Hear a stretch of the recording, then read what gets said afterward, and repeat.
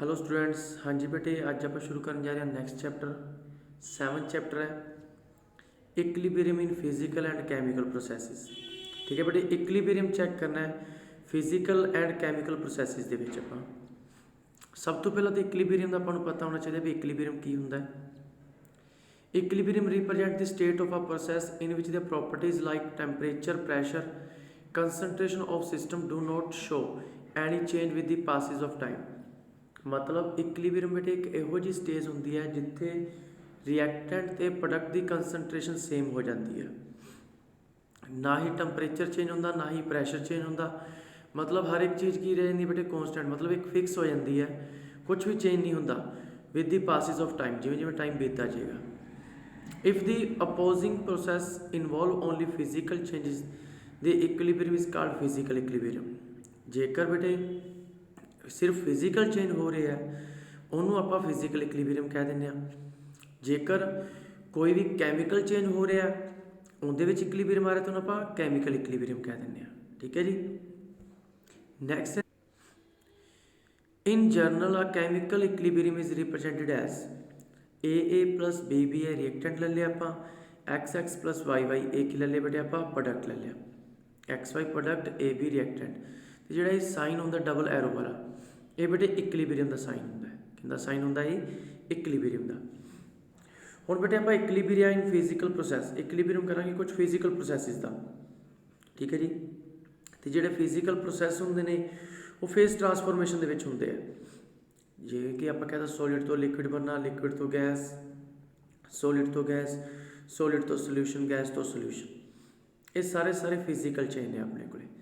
ठीक है बेटे।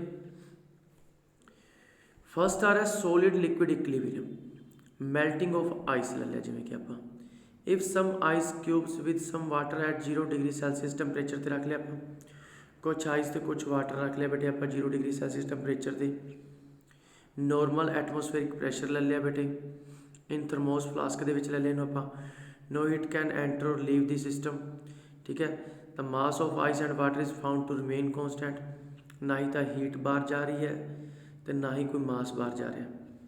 ठीक है जी। The two opposing process going on at equilibrium are melting of and the freezing of water. इतने दो प्रोसैस होंगे क्योंकि आपको पता है बेटे 0 डिग्री सैल्सियस टैंपरेचर से जो वाटर होंगे वो आइस बनना शुरू हो जाता है, तो जी आइस होंगी है वो वाटर कन्वर्ट होती है। मतलब rate of melting of ice is equal to rate of freezing of water. भी जिन्ना ही पानी तो आइस बनेगी उन्ना ही आइस तो की बनेगा, पानी बनेगा। ठीक है बेटे। Rate of melting of ice is equal to rate of freezing of water. Equilibrium किवें रिप्रजेंट करांगे, H2O सॉलिड, H2O लिक्विड। ठीक है बेटे, इक्विलिब्रियम स्टेज से आ गया।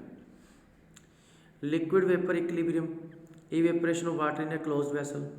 हाँ जी, पानी ले लिया जी आप, पानी को आप इवेपोरेशन होनी शुरू हो गई, वेपर बनने शुरू हो गए। ठीक है। एक टाइम ये हो जाएगा बेटे अंदर वेपर का प्रैशर की हो जाएगा, ज़्यादा हो जाएगा क्योंकि होर जगह है नहीं, वेपर्स बाहर जा नहीं रहे, क्लोज वैसल है। ठीक है जी। वेपर तो वापस की बनने शुरू हो जाएगा लिक्विड। जिन्ना लिक्विड तो वेपर बनेगा उन्ना वेपर तो वापस की बनना शुरू हो जाएगा लिक्विड। ठीक है। स्टार्टिंग के वेपर ज़्यादा बन गए। ठीक है। बिगनिंग मोर ऑफ दी जोड़े वाटर होंगे वो कि चेंज होंगे रहेंगे वेपर के कॉल्ड इवेपोरेशन। बट एक टाइम ये हो जाएगा जिथे जाके जोड़े वेपर होंगे वो वापस कि कन्वर्ट होना शुरू हो जाएंगे वाटर। ठीक है। उस स्टेज में आप कह दें इक्विलिब्रियम। ठीक है। उस स्टेज में आप कह दें equilibrium. The amount of the water vapour become constant. उत्थे अमाउंट की हो जाएगी दी कॉन्स्टेंट, तो वाटर वेपर तो वाटर बनना शुरू हो जाएगा। Now as much water change into vapour the same amount of the vapour change back into the liquid. ठीक है। मतलब रेट ऑफ इवेपोरेशन कितने बराबर आ जाएगी, रेट ऑफ कंडेंसेशन के। H2O लिक्विड, H2O गैस के बराबर। ठीक है बेटे। नेक्स्ट है solid vapour equilibrium. This type of equilibrium is attend for solid which undergo sublimation. क्योंकि सॉलिड तो सीधा गैस बना की होंगे बेटे सब्लिमेशन। जिमें कि आप कहता बेटे I2 सॉलिड है, I2 वेपर। सॉलिड तो सीधा आयोडीन के की बनते हैं बेटे वेपर बनते हैं। ठीक है। क्लोज वैसल के लैके चलना है। वेपर वाला जोड़ा भी होएगा अपने को गैस तो रिलेटेड इक्विलिब्रियम उन्होंने आप क्लोज वैसल के लैके चलते हैं। की होएगा बेटे Sublimation of solid I2 to form water is equal to rate of condensation of I2 vapor to give solid I2। मतलब जिन्ना solid तो vapor बनणगे उन्ना vapor तो वापस की बनना शुरू हो जाएगा solid। ठीक है जी।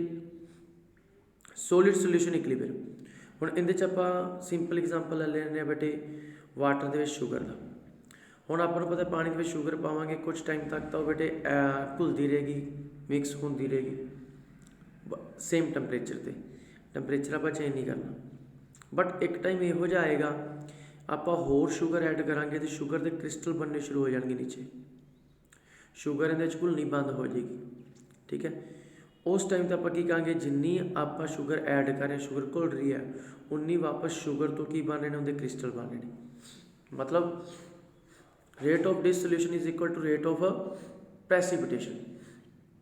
डिसोल्यूशन की हो गया बेटे शुगर का घुलना मतलब घुलन का जो रेट है वो कितने बराबर आ जाएगा रेट ऑफ प्रेसिपिटेशन के प्रेसिपिटेशन बनने के बराबर आ जाएगा। ठीक है बेटे rate of dissolution is equal to rate of precipitation. Next है बेटे गैस सोल्यूशन इक्विलिब्रियम। गैसेज को मिक्स करना सोल्यूशन के इन्हों आप हैंनरीज ला भी कह दें। Dissolution of gas in a liquid water vapour in closed vessel. पहला भी तुहानूं दस्सिया मैं गैस वाला जो भी इक्विलिब्रियम लाँगे उन्होंने क्लोज वैसल च लाँगे ये बेटे हैंनरीज ला होंदा है अपने को। मतलब किसी भी गैस का जो मास वो कितना डिजोल्व कर सकते हैं किसी सोलवेंट के किसी भी टैंपरेचर से और डायरैक्टली प्रोपोर्शन होंदा बेटे प्रैशर से प्रैशर ऑफ द गैस से। मतलब जिन्ना ज़्यादा आप प्रैशर लगावांगे उन्ना ज़्यादा आप मास की कर सकते हैं डिजोल्व कर सकते हैं। Mass is directly proportional to P M is equal to proportionality का साइन हटा के इक्वल टू दा तो की लगाता के कोई constant P M is equal to K P where K is a constant of proportionality and is called the Henry constant. जो के है बेटे अपने को प्रोपोर्शनैलिटी कॉन्स्टेंट है तो इन्हों आप हैनरी कॉन्स्टेंट कह दें। इट्स वैल्यू जी हुई it's value depend upon the nature of gas nature of liquid and temperature. ठीक है बेटे ये हैनरी ला भी पूछा जा सकता है अपने तो। नैक्सट आ जाता बेटे general characteristic of equilibrium involving physical process. Jinnah physical process चल रहे हैं जो आप पिछे पढ़ के आए हैं बेटे उन्होंने कुछ general characteristics. At equilibrium some observable properties of the system become constant. मतलब कुछ प्रॉपर्टीज की रही ने कॉन्स्टेंट रही ने जिवें कि ऊपर अपन दिखा रखा बेटे। Equilibrium involving gases can be attained only in closed vessel. जो गैसेज वाला इक्विलिब्रियम है उन्होंने आप हमेशा क्लोज वैसल लैके चलांगे। Equilibrium is dynamic in nature but stable. Equilibrium dynamic होंदा है मतलब चलता रहता है प्रोसैस चलता रहता बट वो स्टेबल होंदा है। देखने को अपना लगता भी रुक चुका है बट वो डायनमिक है चल रहा है stable. At equilibrium the concentration of different substance become constant. Equilibrium दे विच अलग अलग सबस्टांस की जी कंसनट्रेशन हो जाती है बेटे कॉन्स्टेंट हो जाती है। At equilibrium there exists an expression involving the concentration of the substance which constant at constant temperature। ठीक है बेटे की कहता है इक्विलिब्रियम जो एग्जिस्ट करता है एक्सप्रैशन अपना दे रखी है एक कॉन्स्टेंट रहेगी। प्रोडक्ट ऊपर लिखी है रिएक्टेंट नीचे लिखी है एट कॉन्स्टेंट टैंपरेचर एक कॉन्स्टेंट रहेगी आप इक्विलिब्रियम कॉन्स्टेंट कहते हैं। इहदे बारे भी आप अगे पढ़ांगे कि इन्हां रिप्रेजेंट किया जाता है।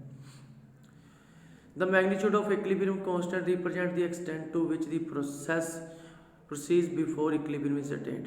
ठीक है फिर आंदा बेटे अपने को reversible reaction irreversible reaction. Chemical equilibrium चल पाया पिछे फिजिकल इक्विलिब्रियम पढ़ के आए सी हुण चल रहा कैमिकल इक्विलिब्रियम। रिवर्सिबल रिएक्शनस किहड़ियां होंदियां ने बेटे बहुत सिंपल है नाम तो ही पता लग रहा जिहड़ियां रिवर्स हो सकन। A reaction in which not only the reactant react to form the product under certain condition but also the product react to form reactant under the same condition। मतलब reactant तो कला product नहीं बन रहा product तो वापस की बन सकता है reactant भी बन सकता है। जिवें कि आप ले लिया A प्लस बी तो की बन रहा है C प्लस डी तो C प्लस डी तो वापस की बन सकता है A प्लस बी। इन्हों पर रिवर्सिबल रिएक्शन कहते हैं। ये डबल एरो नाल रिप्रेजेंट की जाती है मतलब फॉरवर्ड बैकवर्ड। ठीक है बेटे इरिवर्सिबल रिएक्शन इरिवर्सिबल जड़ियाँ भी एक ही डायरेक्शन में चलन रिवर्स ना हो सकन। If a reaction can not takes place in the reverse direction मतलब ए बी तो सिर्फ की बनेगा सी डी तो ए बी नहीं बनेगा, इन्होंने आप कह देने इरिवर्सिबल रिएक्शन। ठीक है बेटे। Concept of chemical equilibrium, chemical equilibrium का कंसैप्ट है कंसीडर दी जनरल रिएक्शन ले ली बेटे आप ए प्लस बी तो की बने सी प्लस डी। हुण इधर टाइम है इधर रेट है, अपन पता है रिएक्टेंट की कंसनट्रेशन ज़्यादा होंगी स्टार्टिंग तो प्रोडक्ट की होएगा बेटे अपने को जीरो होएगा, जिमें जिमें टाइम पास होएगा rate of the forward reaction है उनका रेट घटना शुरू हो जाएगा, बैकवर्ड का की हो जाएगा ਵਧਣਾ शुरू हो जाएगा। एक टाइम यह हो जाएगा दोनों का रेट की हो जाएगा सेम। ठीक है। एट टाइम टी की कंसनट्रेशन ए बी की मैक्सीमम है, कंसनट्रेशन सी डी की है जीरो है। जिमें जिमें टाइम प्रोसीज होएगा ए बी की होएगा घटना शुरू हो जाएगा तो जो सी डी है वह ਵਧਣਾ शुरू हो जाएगा। एक टाइम यह हो जाएगा rate of forward reaction decrease हो रहा है जी, rate of backward reaction increase हो रहा है। एक स्टेज ये हो जाएगी जितने rate of forward reaction equal to हो जाएगा बैकवर्ड रिएक्शन में, उत्थे आप कह सकते हैं जी रिएक्शन है वो कैमिकल इक्विलिब्रियम से है। ठीक है बेटे। नैक्सट चलता है बेटे अपने को करैक्टरिस्टिक्स ऑफ कैमिकल इक्विलिब्रियम, जिमें आप फिजिकल इक्विलिब्रियम के करैक्टरिस्टिक्स पढ़े सी उमें कैमिकल इक्विलिब्रियम ने। Eight equilibrium the concentration of each of the reactants and products become constant. Equilibrium से जी कंसनट्रेशन होंगी है रिएक्टेंट की प्रोडक्ट की होती है बेटे कॉन्सटेंट होती है। At equilibrium the rate of forward reaction become equal to the rate of backward reaction. उन्हें पढ़ के आए हैं इक्विलिब्रियम हो गया सारी रेट ऑफ फॉरवर्ड रिएक्शन कितने बराबर आएगा रेट ऑफ बैकवर्ड, मतलब जिन्ना ए बी तो सी डी बनेगा उन्ना सी डी तो वापस की बनेगा A B. A chemical equilibrium can be established only if none of the products is allowed to escape out और separate out as a solid.